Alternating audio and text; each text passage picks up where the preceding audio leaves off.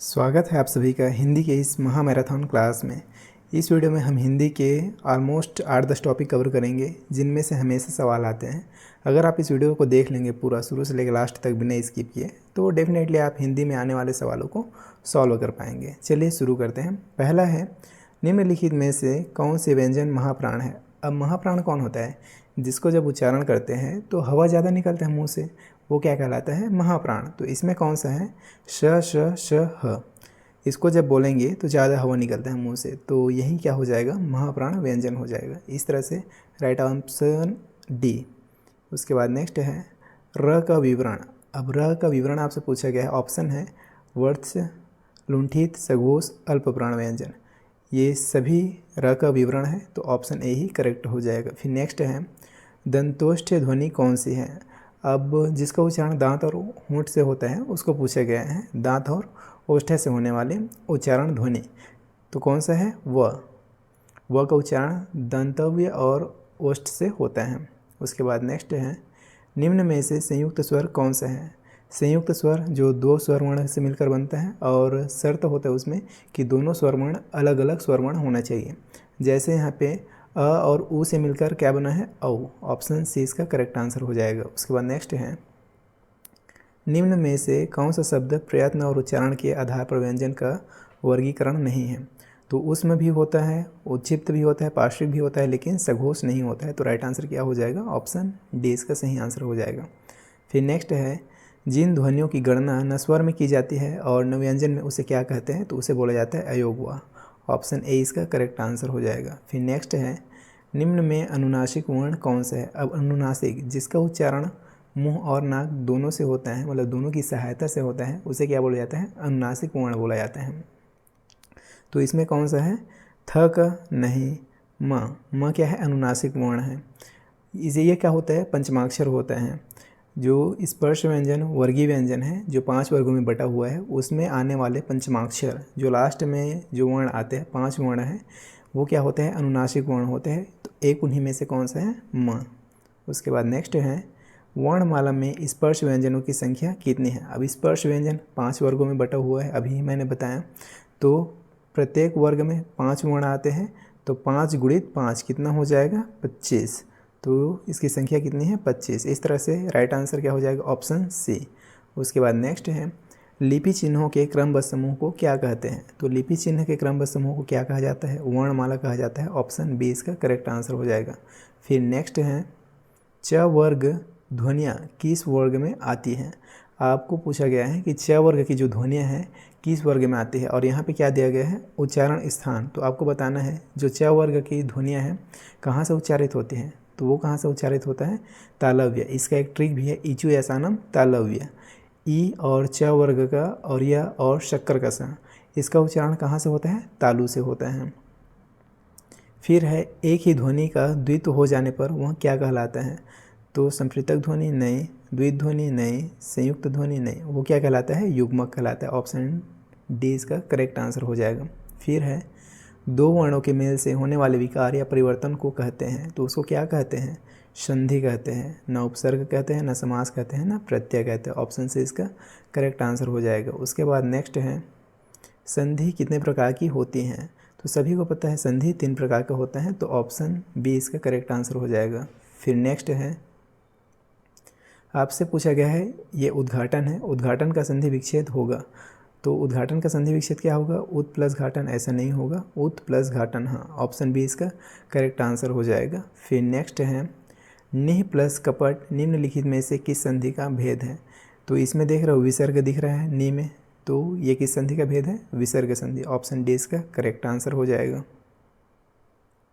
फिर है निम्नलिखित शब्दों में से स्वर संधि को पहचानिए। आपको स्वर संधि को बताना है। तो सदगति, इसका क्या होगा? सत प्लस गति, ये नहीं है। उत प्लस ज्वल, उज्ज्वल नहीं है। दिग प्लस दर्शन, दिग्दर्शन, ये भी नहीं है। पुस्तक धन आलय, तो स्वर संधि का उदाहरण कौन सा है? ऑप्शन डी पुस्तकालय। फिर है अत्युक्ति शब्द में संधि है। अत्युक्ति शब्द में कौन सा संधि है ये आपको बताना है। तो देखिए अति धन उक्ति करेंगे तो अत्युक्ति होगा, तो इसमें कौन सा संधि है? यण संधि। फिर नेक्स्ट है पुनः प्लस जन्म, इसका सही संधि क्या होगा? पुनर्जन्म। तो देखिए पुनर्जन्म यहाँ भी दिया है और यहाँ भी दिया है। अब आपको दोनों में पहचानना है कौन सा सही है। एक में प में छोटा ऊ का मात्रा है और एक प में बड़ा ऊ का मात्रा है। तो जिसमें छोटा ऊ का मात्रा है वो क्या हो जाएगा, करेक्ट पुनर्जन्म होगा। पुनर्जन्म ऐसा लिखा जाता है, तो ऑप्शन ए इसका करेक्ट आंसर हो जाएगा। फिर नेक्स्ट है प्रति प्लस छाया की संधि है। प्रति छाया, इसका एक नियम है व्यंजन संधि का, जिसमें क्या होता है बीच में च आ जाता है। तो इसमें कौन सा सही हो जाएगा, प्रति छाया। ऑप्शन ए ही इसका करेक्ट आंसर हो जाएगा। फिर नेक्स्ट है किस शब्द की संधि सही नहीं है। जो सही नहीं है उसको आपको बताना है, मतलब बाकी 3 सही होगा, एक ही गलत है, तो जो गलत है उसको बताना है। तो देखिए सत प्लस धर्म, सत प्लस नारी, ये सही है सतनारी। उसके बाद महोदय वर्षतु, ये भी सही है। ऑप्शन ए इसका गलत है, तो ऑप्शन ए इसका सही आंसर हो जाएगा, ऑप्शन ए। फिर है दुराशा का संधि विच्छेद होगा। दुराशा का संधि विच्छेद क्या होगा, दुह धन आशा। राइट आंसर क्या हो जाएगा, ऑप्शन ए। फिर नेक्स्ट है सच्छास्त्र का उचित निम्न में से कौन सा है। यहाँ पे आपको संधि विच्छेद पूछा गया है। देखिए तो इसका एक नियम है व्यंजन संधि में, इसमें क्या होता है श आ जाता है और फिर च आ जाता है बीच में। तो किस कंडीशन में आता है देखिए, तो इसका सही संधि विच्छेद क्या हो जाएगा, सत प्लस शास्त्र। ऑप्शन ए इसका करेक्ट आंसर हो जाएगा। फिर है यद्यपि, यद्यपि का सही संधि विच्छेद है तो क्या होगा, यदि धन अपि। तो ना ये होगा ना ये ना ये, राइट आंसर क्या हो जाएगा, ऑप्शन डी। फिर नेक्स्ट है उड़यन के संधि विच्छेद का सही विकल्प कौन सा है। आपसे उड़यन का संधि विच्छेद पूछा गया है, तो क्या होगा, उड डयन होगा क्या, नहीं। उच्च डयन भी नहीं होगा, उड डयन भी नहीं होगा, क्या होगा, उत धन डयन। ऑप्शन ए इसका करेक्ट आंसर हो जाएगा। फिर नेक्स्ट है महोर्मी का संधि विच्छेद है। आपसे महोर्मी का संधि विच्छेद पूछा गया है, तो क्या होगा, महाधन उर्मी तो होगा, लेकिन कौन सा वाला होगा ये आपको पहचानना है। ये महतमर्मी और महतुर्मी तो नहीं होगा। अब इसमें देखिए छोटा ऊ होगा कि बड़ा ऊ होगा, तो जो बड़ा ऊ है वो वाला राइट होगा, ऑप्शन बी इसका करेक्ट है। फिर नेक्स्ट है विद्वान विशेषण से बनी भाववाचक संज्ञा है। तो विदुषी है क्या, बिल्कुल नहीं। विधाता है क्या, देखिए विधाता तो हो नहीं सकता, तो क्या होगा, विद्वता। विद्वान शब्द से बना भाववाचक शब्द कौन सा है, भाववाचक संज्ञा कौन सा है, विद्वता। फिर नेक्स्ट है मिठास शब्द है। मिठास शब्द क्या है ये आपसे पूछा गया है। व्यक्तिवाचक संज्ञा है क्या, नहीं। जातिवाचक है क्या, नहीं। भाववाचक संज्ञा। मिठास से क्या पता चल रहा है, भाव पता चल रहा है, भाव प्रकट हो रहा है, तो इसमें कौन सी संज्ञा हो जाएगी, भाववाचक संज्ञा। तो ऑप्शन सी इसका करेक्ट आंसर हो जाएगा। फिर नेक्स्ट है देश को हानि जय चंदों से होती है। रेखांकित में संज्ञा है, आपसे जय चंदों का संज्ञा पूछा गया है। तो देखिए यहाँ पे इस वाक्य में जय चंद जातिवाचक संज्ञा के रूप में इस्तेमाल हुआ है, तो राइट आंसर क्या हो जाएगा, ऑप्शन ए इसका करेक्ट आंसर हो जाएगा, जातिवाचक संज्ञा। फिर नेक्स्ट है हमें गरीबों पर दया करनी चाहिए। इसमें रेखांकित शब्द है, आपको गरीबों में जो ये गरीब क्या है ये बताना है, गरीबों शब्द क्या है ये बताना है। तो अवस्था सूचक विशेषण है क्या, जी नहीं। ये क्या है, संज्ञा है, एक भाववाचक संज्ञा, ये भाव प्रकट कर रहा है, तो ऑप्शन बी इसका करेक्ट आंसर हो जाएगा। फिर नेक्स्ट है निम्नलिखित वाक्यों में से जातिवाचक संज्ञा कौन सी है। अब आपको इस वाक्य में जातिवाचक संज्ञा बताना है। देखिए सभी वाक्यों को पढ़ते हैं। भारत को संगठित करने में ये सरदार नहीं है, सरकार की महत्वपूर्ण भूमिका रही, बिल्कुल नहीं। महात्मा जी ने हमें स्वतंत्रता दिलाई, इसमें भी जातिवाचक संज्ञा नहीं है। पंडित जी ने भारत को आधुनिक सोच दिया, इसमें भी जातिवाचक संज्ञा नहीं है। ये अपने घर के भीष्म पितामह हैं, अपनी बात से टस से मस नहीं होंगे। यहाँ पे भीष्म पितामह ये शब्द है जो जातिवाचक संज्ञा के रूप में इस्तेमाल हुआ है, तो ऑप्शन डी इसका करेक्ट आंसर हो जाएगा। फिर नेक्स्ट है भाववाचक संज्ञा कौन सी है। आपको इन सभी ऑप्शन को पढ़ के समझ के भाववाचक संज्ञा चुनना है। तो देखिए शुभ भाववाचक संज्ञा नहीं है, संकोची भी नहीं है, शरीफ भी नहीं है। परेशानी, परेशानी से क्या भाव प्रकट हो रहा है, तो परेशानी कैसी संज्ञा है, भाववाचक संज्ञा है, ऑप्शन डी इसका करेक्ट हो जाएगा। फिर नेक्स्ट है निम्नलिखित में भाववाचक संज्ञाएं कौन सी हैं। 4 ऑप्शन है और चारों ऑप्शन में 3-3 शब्द हैं। अब आपको बताना है कि किस ऑप्शन का तीनों शब्द भाववाचक संज्ञा है। पढ़ते हैं। सेना कुंज परिवार नहीं है। उसके बाद यौवन लोभ मोह, हाँ, इसमें तीनों शब्द क्या हैं, भाववाचक संज्ञाएं हैं, तो राइट आंसर हो जाएगा ऑप्शन बी। उसके बाद नेक्स्ट क्वेश्चन देखते हैं। कौन सा शब्द भाववाचक संज्ञा है। मिठास, मिठाई, मीठी, मीठा नहीं। मिठास क्या है, भाववाचक संज्ञा है। उसके बाद नेक्स्ट है निम्नलिखित में से क्या जातिवाचक संज्ञा नहीं है। कौन सा जातिवाचक संज्ञा नहीं है, इसको आपको बताना है। मतलब बाकी 3 ऑप्शन जातिवाचक संज्ञा हो गया, इसको भी आप ध्यान देंगे। चलिए पढ़ते हैं ऑप्शन। होली जी नहीं, पूर्व जी नहीं, कंवा हिमालय जी नहीं। राइट आंसर क्या हो जाएगा? ऑप्शन सी इसका करेक्ट आंसर हो जाएगा। उसके बाद नेक्स्ट क्वेश्चन देखते हैं। निम्नांकित वाक्य में रेखांकित शब्द कौन सी संज्ञा को दर्शाता है? इतिहास में कई चंद्रगुप्त मिलते हैं। आपको ये चंद्रगुप्त कौन सी संज्ञा है ये आपको बताना है। तो देखिए, इतिहास में कई चंद्रगुप्त मिलते हैं, तो एक प्रकार से जातिवाचक संज्ञा के रूप में इस्तेमाल हुआ है। तो राइट आंसर क्या हो जाएगा? ऑप्शन डी जातिवाचक। उसके बाद नेक्स्ट है फिसलन है। अब फिसलन क्या है ये आपसे पूछा गया है। तो ये भाववाचक संज्ञा है क्या, क्रिया विशेषण है क्या, क्रियापद है या विशेषण है? तो फिसलन क्या है? फिसलन एक प्रकार का भाववाचक संज्ञा है। ऑप्शन ए इसका करेक्ट आंसर हो जाएगा। उसके बाद नेक्स्ट देखते हैं। व्युत्पत्ति के आधार पर संज्ञा के कितने भेद होते हैं? व्युत्पत्ति के आधार पर आपको बताना है। तो कितने भेद होते हैं? 3 भेद होते हैं, याद रखेंगे। फिर नेक्स्ट है निम्नलिखित विशेषणों में से संज्ञा को पहचानिए। इसमें से आपको संज्ञा को पहचानना है। नियमित है क्या? जी नहीं। पाश्चात्य है क्या? जी नहीं। अनुशासन और आसमानी नहीं। अनुशासन इसमें से क्या है? संज्ञा है। उसके बाद नेक्स्ट देखते हैं। निम्न में संज्ञा शब्द है, इसमें से आपको संज्ञा शब्द बताना है। नीला जी नहीं, मोटा जी नहीं, गंगा। गंगा क्या है? संज्ञा शब्द है, पुराना भी नहीं है। तो राइट आंसर क्या हो जाएगा? Option C. फिर नेक्स्ट है निम्नलिखित विकल्पों में से किस विकल्प में सभी शब्द व्यक्तिवाचक संज्ञाएं हैं? 4 ऑप्शन है, 4 ऑप्शन में 3-3 शब्द दिया गया है। अब इसमें से आपको बताना है कि ऐसा कौन सा विकल्प है जिसमें सभी शब्द व्यक्तिवाचक संज्ञाएं हैं। तो देखिए, लखनऊ, आम, बुढ़ापा, इसमें सभी व्यक्तिवाचक है क्या? जी नहीं। राम और रामचरितमानस और गंगा, हाँ, इसमें कौन सा है? व्यक्तिवाचक संज्ञा है। तीनों सिंगल सिंगल है, राम एक है, रामचरित एक है और गंगा एक है। बाकी सब ऑप्शन कट जाएंगे। तो राइट आंसर क्या हो जाएगा? ऑप्शन बी इसका करेक्ट आंसर हो जाएगा। उसके बाद नेक्स्ट है बुढ़ापा एक प्रकार का अभिशाप है, रेखांकित शब्द की संज्ञा है। आपसे बुढ़ापा का संज्ञा पूछे गया है, तो बुढ़ापे में कौन सा संज्ञा है? एकदम सो सिंपल, क्या है? भाववाचक संज्ञा। ऑप्शन बी इसका करेक्ट आंसर हो जाएगा। फिर नेक्स्ट है शायद कमरे में कोई छुपा हुआ है। शायद कमरे में कोई छिपा हुआ है, इस वाक्य में रेखांकित शब्द है। आपको ये कोई क्या है ये बताना है। प्रश्नवाचक सर्वनाम है क्या, या संबंधवाचक है, या अनिश्चयवाचक है, या निजवाचक है? तो देखिए, ये क्या है? अनिश्चयवाचक सर्वनाम है। शायद कमरे में कोई छिपा है, निश्चित नहीं है, वो क्या है? अनिश्चयवाचक सर्वनाम हो जाएगा। ऑप्शन सी करेक्ट हो जाएगा। फिर नेक्स्ट है सर्वनाम के भेद होते हैं। सर्वनाम के कितने भेद होते हैं? 6 भेद होते हैं, याद रखेंगे। फिर नेक्स्ट है मोहन प्रकाश जी हिंदी पढ़ाते हैं, इस वाक्य में रिक्त स्थान पूर्ति अन्य पुरुषवाचक सर्वनाम से करें। अन्य पुरुषवाचक सर्वनाम से इस खाली स्थान की पूर्ति करना है। तो क्या आएगा वाक्य में? मोहन प्रकाश जी मुझे हिंदी पढ़ाते हैं, तो मुझे अन्य पुरुषवाचक होगा क्या? नहीं। तुम्हें नहीं, उन्हें या हमें, हमें भी नहीं होगा। इसमें राइट आंसर क्या आ जाएगा? मोहन प्रकाश जी उन्हें हिंदी पढ़ाते हैं, ये क्या है? अन्य पुरुषवाचक सर्वनाम है। अन्य पुरुष, उन्हें, ये उन्हें शब्द क्या होता है? अन्य पुरुष होता है। तो राइट आंसर क्या हो जाएगा? Option C. फिर नेक्स्ट है निम्नलिखित विकल्पों में से कौन से विकल्प में सभी सर्वनाम पुरुषवाचक हैं? आपको ऐसे ऑप्शन का चयन करना है जिसमें सभी सर्वनाम सिर्फ और सिर्फ पुरुषवाचक के हैं। तो देखिए, पहला है मैं, तुम, कौन, वह, इसमें कौन पुरुषवाचक है क्या? जी नहीं। तू, तुम, कौन, इसमें फिर कौन आ गया? ये पुरुषवाचक है क्या? बिल्कुल नहीं।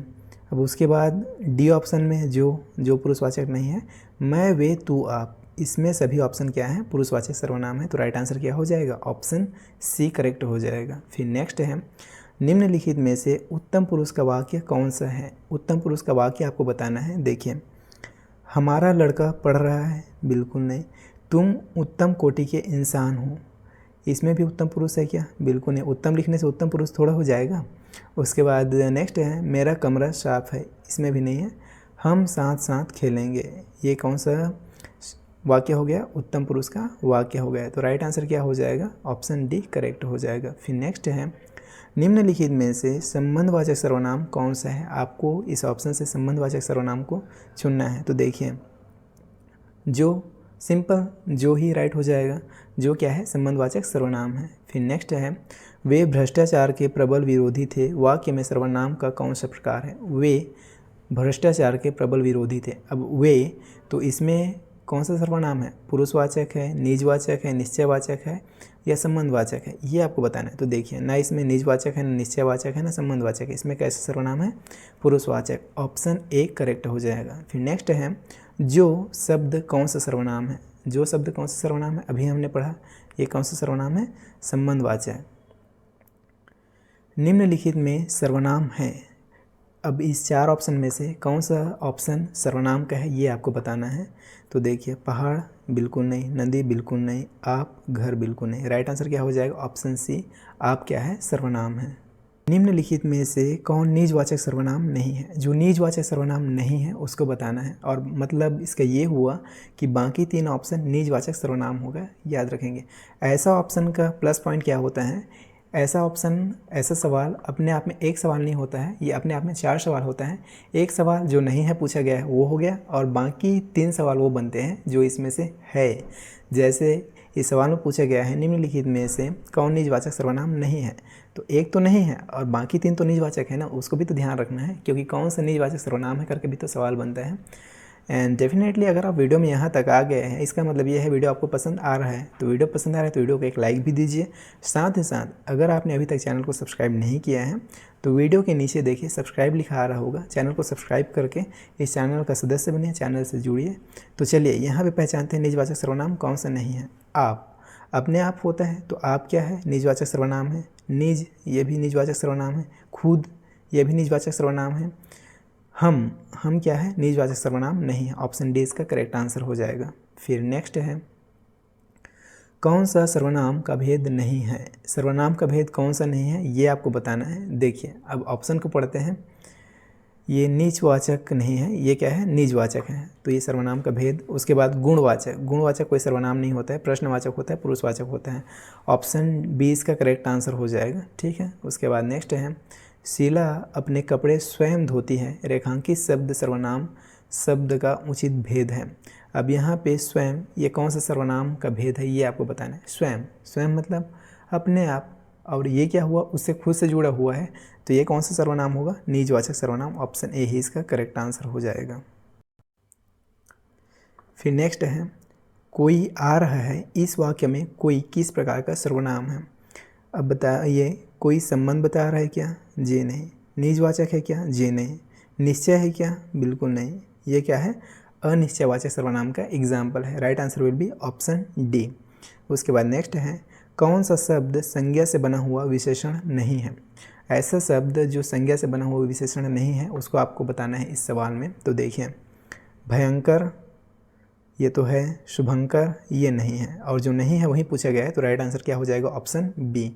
उसके बाद नेक्स्ट है, सार्वनामिक विशेषण संज्ञा के पहले आते हैं या संज्ञा के बाद में आते हैं? बिल्कुल नहीं।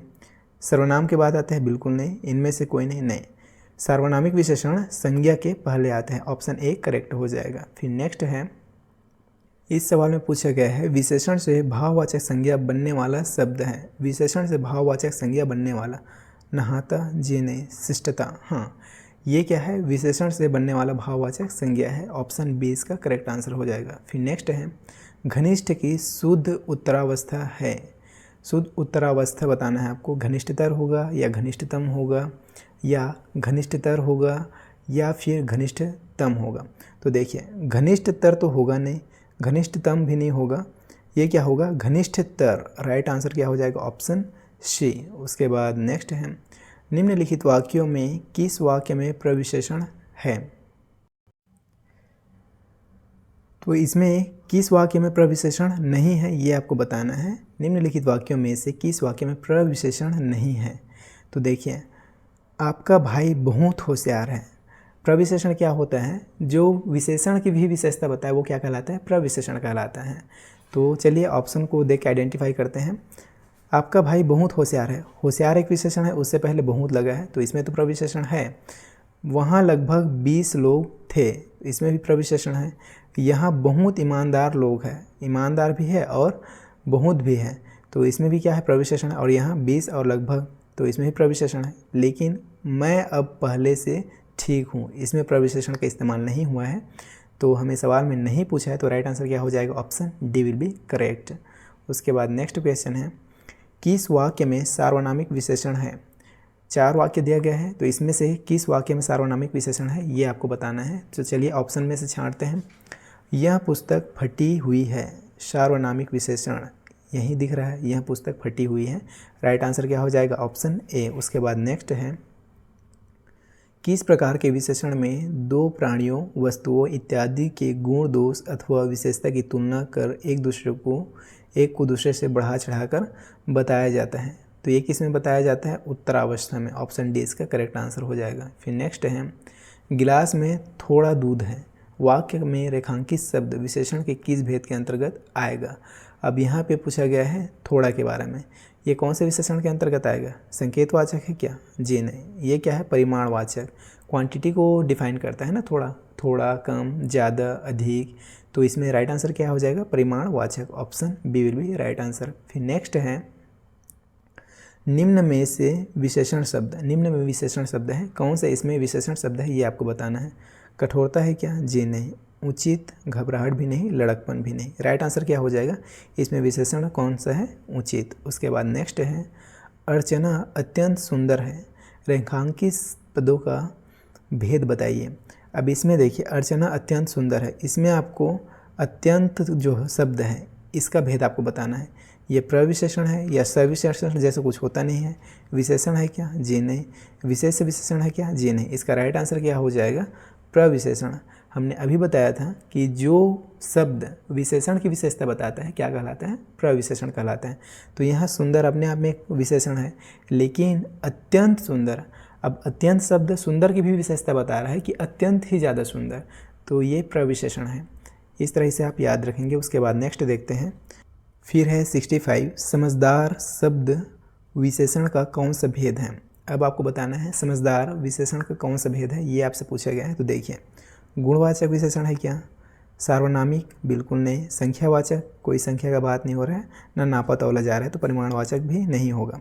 राइट आंसर क्या है, समझदार एक गुणवाचक विशेषण है। ऑप्शन ए इसका करेक्ट हो जाएगा। फिर नेक्स्ट है, चर्चा शब्द से बना विशेषण है, चर्चा शब्द से बना विशेषण आपको बताना है, तो इससे क्या बनेगा, चर्चित। ऑप्शन ए इसका करेक्ट आंसर हो जाएगा। फिर नेक्स्ट है, कौन सा विशेषण निश्चित संख्यावाचक विशेषण नहीं है।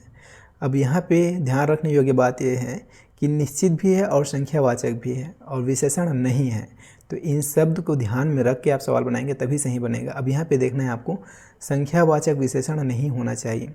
सैकड़ों लोग मारे गए, अब ये तो संख्यावाचक है, लेकिन निश्चित पूछा है, तो निश्चित है क्या, नहीं है।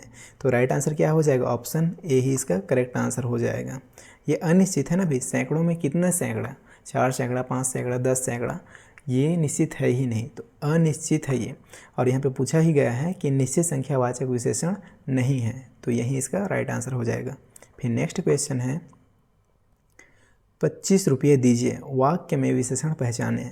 अब इस शब्द में आपको वाक्य में विशेषण शब्द पहचानना है। देखिए, निश्चित संख्यावाचक, डेफिनेटली क्या हो जाएगा, 25 एक निश्चित संख्यावाचक शब्द है, तो राइट आंसर ऑप्शन ए। उसके बाद नेक्स्ट है, मोहन तुमसे चौगुना काम करता है, इस वाक्य में विशेषण पहचानिए। अब आपको इस वाक्य में विशेषण पहचानना है। तो देखिए, आपसे चौगुना काम करता है, आपसे 4 गुना, तो संकेतवाचक है क्या, जी नहीं। परिमाणवाचक है क्या, जी नहीं।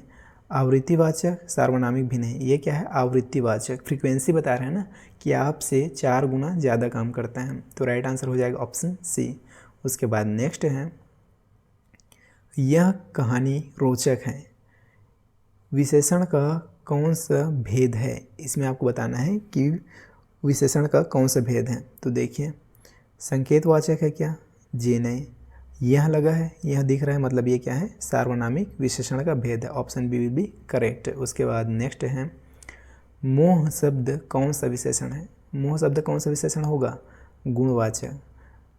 उसके बाद नेक्स्ट है, आटे में थोड़ा नमक डाले, प्रयुक्त वाक्य में व्याकरण पहचाने। अब इसमें आपको व्याकरण पहचानना है। ऑप्शन पढ़ते हैं, अनिश्चित परिमाणवाचक, हाँ ये इसका करेक्ट आंसर हो जाएगा। देखिए कैसे, आटे में थोड़ा नमक डालें, नमक क्या है, परिमाणवाचक है, क्वांटिटी जिसको मापा तौला जाता है, और थोड़ा क्या है, अनिश्चित है, निश्चित थोड़ी है, थोड़ा कितना होता है। अगर हम मुट्ठी भी बोले तो एक बच्चे का मुट्ठी अलग होता है और बड़े का मुट्ठी अलग होता है ना। तो थोड़ा ये फिक्स नहीं है। तो राइट आंसर क्या हो जाएगा, ऑप्शन ए ही करेक्ट हो जाएगा। फिर है सकर्मक क्रिया वाला वाक्य छांटिए।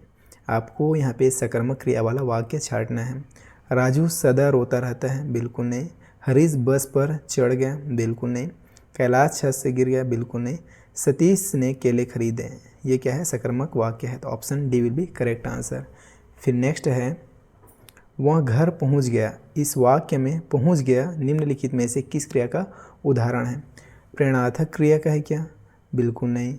पूर्वकालिक क्रिया का है क्या, बिल्कुल नहीं। द्विकर्मक क्रिया का है क्या, बिल्कुल नहीं। संयुक्त क्रिया, आंसर क्या हो जाएगा, option D will be correct answer. फिर नेक्स्ट है निम्नलिखित वाक्यों में से किसमें अकर्मक क्रिया प्रयुक्त हुई है। जिसमें अकर्मक क्रिया प्रयुक्त हुआ है उस वाक्य को आपको बताना है। शिशु रो रहा है, ठीक है। बालक खेल रहा है, नहीं। छात्र पढ़ रहे हैं, नहीं। छात्रा लिख रही है, नहीं। राइट आंसर क्या हो जाएगा, शिशु सो रहा है। इसमें अकर्मक क्रिया प्रयुक्त हुआ है। तो ऑप्शन ए इसका करेक्ट आंसर हो जाएगा। किस वाक्य में अकर्मक क्रिया का प्रयोग किया गया है। 4 वाक्य आपको दिया गया है, इसमें से किस वाक्य में अकर्मक क्रिया का प्रयोग हुआ है ये आपको बताना है। देखिए, मजदूर चाय पी रहा है, सकर्मक क्रिया है। बालक बहुत देर से रो रहा है, ये क्या है, अकर्मक क्रिया है। राइट आंसर क्या हो जाएगा, option B will be right answer. किस वाक्य में पूर्वकालिक क्रिया नहीं है। अब ये सवाल नहीं है वाला है, तो इसको आप एकदम ध्यान से बनाएंगे, क्वेश्चन को ध्यान से पढ़ के, नहीं तो फिर सारा का सारा गलत हो जाएगा। ऑप्शन देखते हैं, देखिए। योगी उठकर फिर सो गया, नहीं। सुशीला नहाकर अस्पताल गई, नहीं।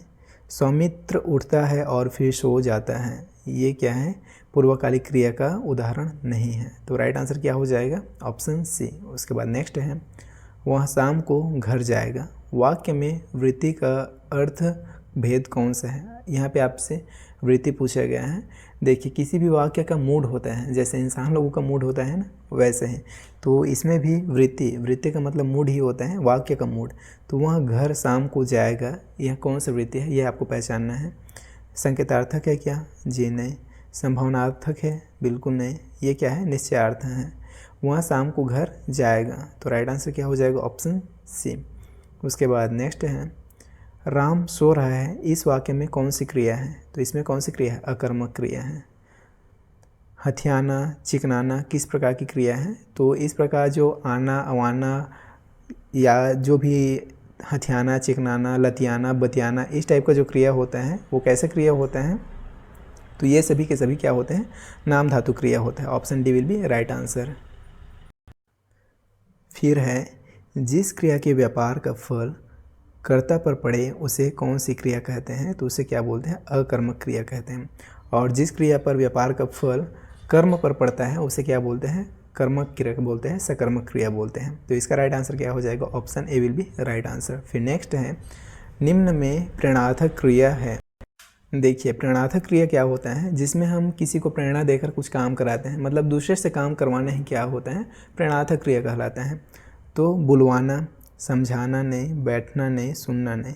बुलवाना, किसी को बोल कर किसी को बुलवाना, मतलब प्रेरणार्थक क्रिया यही होगा। Right answer will be option A. उसके बाद नेक्स्ट है मैंने रमेश से पत्र लिखवाया। इस वाक्य में लिखवाया कौन से प्रकार की क्रिया है। अब देखिए, अभी जो मैं बता रहा था आपको वही पूछ दिया। मैंने रमेश से पत्र लिखवाया, तो मैंने काम दूसरे से करवाया है ना, मैंने रमेश से लिखवाया पत्र, तो कौन सा क्रिया हो जाएगा, प्रेरणार्थक क्रिया। Option A will be right answer. उसके बाद नेक्स्ट है पढ़ रहा था, इसमें कौन सी क्रिया है। अब बताइए, पढ़ रहा था इसमें कौन सी क्रिया है। पूर्वकालिक क्रिया है क्या, नहीं। सामान्य क्रिया, नहीं। असामान्य क्रिया, नहीं। इसमें कौन सी क्रिया है, संयुक्त क्रिया है। उसके बाद नेक्स्ट है 85 नंबर क्वेश्चन। देखिए, निम्नलिखित प्रश्न में 4 विकल्पों में से उस सही विकल्प का चयन करें जो निर्देशानुसार वाक्य परिवर्तन वाला सही विकल्प है। हाथी ने केला खाया, कर्मवाच्य। हाथी द्वारा केला खाया गया, ये सही है क्या, चलिए देखते हैं। हाथी केला खाया, बिल्कुल नहीं। हाथी केला खाता है, बिल्कुल नहीं। हाथी केला खा लिया, ऐसा भी नहीं। राइट आंसर क्या हो जाएगा, ऑप्शन ए इसका सही उत्तर हो जाएगा, हाथी द्वारा केला खाया गया। उसके बाद नेक्स्ट है जहाँ दो या दो से अधिक धातुओं का प्रयोग साथ साथ किया जाता है वह क्रिया कहलाती है। तो बताइए, जहाँ दो या दो से अधिक धातुओं का साथ साथ प्रयोग किया जाता है वह कौन सी क्रिया कहलाती है? संयुक्त क्रिया। Option C will be right answer.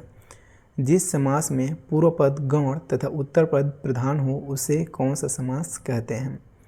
तो देखिए, चार ऑप्शन में से छांटते हैं। द्विगु समास कहते हैं क्या? नहीं, संख्यावाची होता है। तत्पुरुष समास, उसे क्या बोलते हैं हम? तत्पुरुष समास बोलते हैं। ऑप्शन बी सही उत्तर हो जाएगा। फिर अगला है, कौन सा अधिकरण तत्पुरुष समास नहीं है? अधिकरण तत्पुरुष समास नहीं है, ये आपको बताना है। तो चलिए ऑप्शन में से छांटते हैं। धर्मष्ट, पुरुषोत्तम, देशाटन, कुलश्रेष्ठ। नहीं, धर्मष्ट। धर्मष्ट क्या है? अधिकरण तत्पुरुष समास नहीं है। तो राइट आंसर क्या हो जाएगा? Option A. फिर नेक्स्ट है, किस समास में कोई पद प्रधान नहीं होता? कौन से समास में कोई पद प्रधान नहीं होता? तो द्विगु संख्यावाची पद प्रधान होते हैं। और अव्ययी भाव, ये भी नहीं होगा। बहुब्रीहि तत्पुरुष, बहुब्रीहि में कोई भी पद प्रधान नहीं होता है। ये क्या होते हैं? अन्य पद प्रधान समास होते हैं। तो राइट आंसर क्या हो जाएगा? Option C. उसके बाद नेक्स्ट है, समासिक पद को तोड़ना कहलाता है। समासिक पद को तोड़ना क्या कहलाता है? सो सिंपल, समास विग्रह। ऑप्शन ए करेक्ट हो जाएगा। फिर नेक्स्ट है, इनमें से कौन सा कथन पूरी तरह तत्पुरुष समास से संबंधित है? पूरी तरह तत्पुरुष समास से जो संबंधित कथन है उसको आपको सिलेक्ट करना है। इसमें पूर्व पद प्रधान होता है, गलत बात। इसमें पूर्व पद संख्यावाची होता है, बिल्कुल गलत बात। इसमें प्रायः उत्तर पद प्रधान होता है, हाँ करेक्ट है। इसमें पूर्व पद अव्यय होता है, बिल्कुल नहीं। राइट आंसर क्या हो जाएगा? ऑप्शन सी इसका करेक्ट उत्तर हो जाएगा।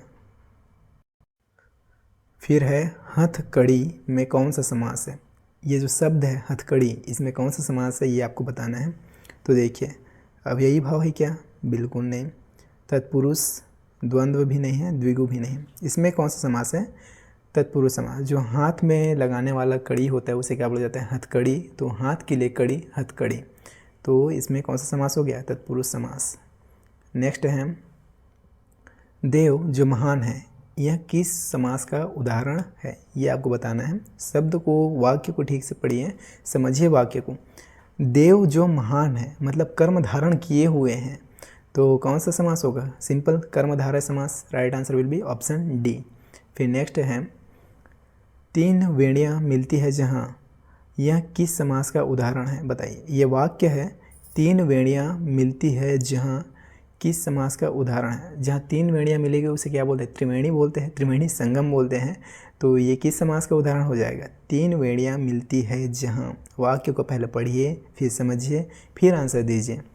अब यहाँ पे बात चल रहा है किसका? त्रिवेणी का।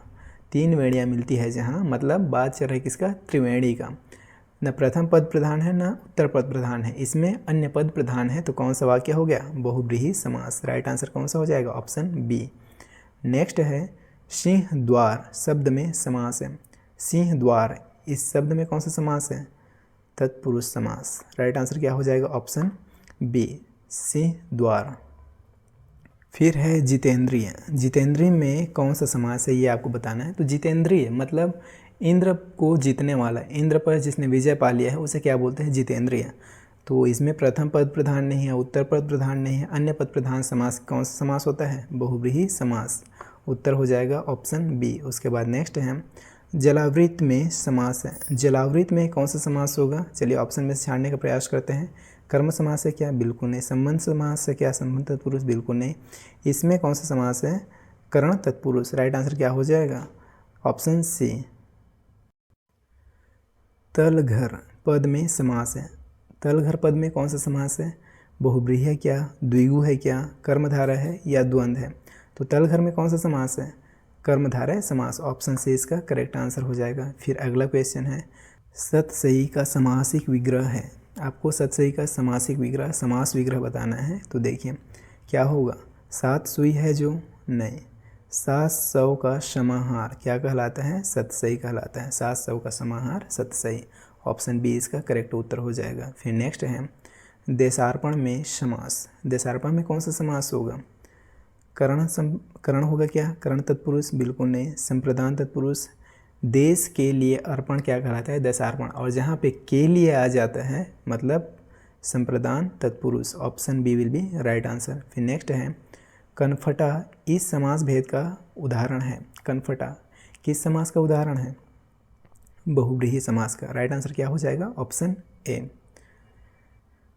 तो इस तरह से हमने हिंदी के इस महामैराथन क्लास में बहुत सारे इंपॉर्टेंट क्वेश्चन देखे हिंदी के, एंड आई होप कि आपको वीडियो पसंद आया होगा और काफ़ी कुछ सीखने को मिला होगा। तो वीडियो को एक लाइक कीजिए, और अभी तक आपने अगर चैनल को सब्सक्राइब नहीं किया है तो वीडियो के नीचे सब्सक्राइब बटन आ रहा होगा, अभी सब्सक्राइब करके चैनल से जुड़िए और अपने आगे की तैयारी को और तंदुरुस्त बनाइए और अपनी तैयारी को, अपनी प्रिपरेशन को सफलता में बदलिए। क्योंकि देखिए, हम यहाँ पे अपना अनुभव शेयर करते रहेंगे। हमारे चैनल का नाम क्या है देख सकते हैं आप, टीचर 3.0। इसका मतलब ये है 3 सिलेक्शन इन 1 ईयर। हमने 2023 में 3 सिलेक्शन लिए थे। तो कैसे लिए थे उसी के अकॉर्डिंग हम आपको पढ़ाएंगे, ताकि आप भी अपना सिलेक्शन इंश्योर कर सकें। अब हमारा देखिए 3 पद पे सिलेक्शन हुआ था, टीचर जिस पर हम अभी वर्तमान में हैं, उसके अलावा असिस्टेंट टीचर, इसमें भी अच्छा रैंक आया था हमारा, और KVS PRT KVS primary teacher में भी हमारा सिलेक्शन हुआ था। तो आप ये मान के चलिए, आप अभी जिसका वीडियो देख रहे हैं, जिससे आप पढ़ रहे हैं, एक अनुभवी टीचर है, आपको सही गाइड दे सकता है। तो इसी विश्वास के साथ आप इस चैनल को सब्सक्राइब करके जुड़िए। मैं आपसे मिलता हूँ नेक्स्ट वीडियो में, तब तक के लिए बाय।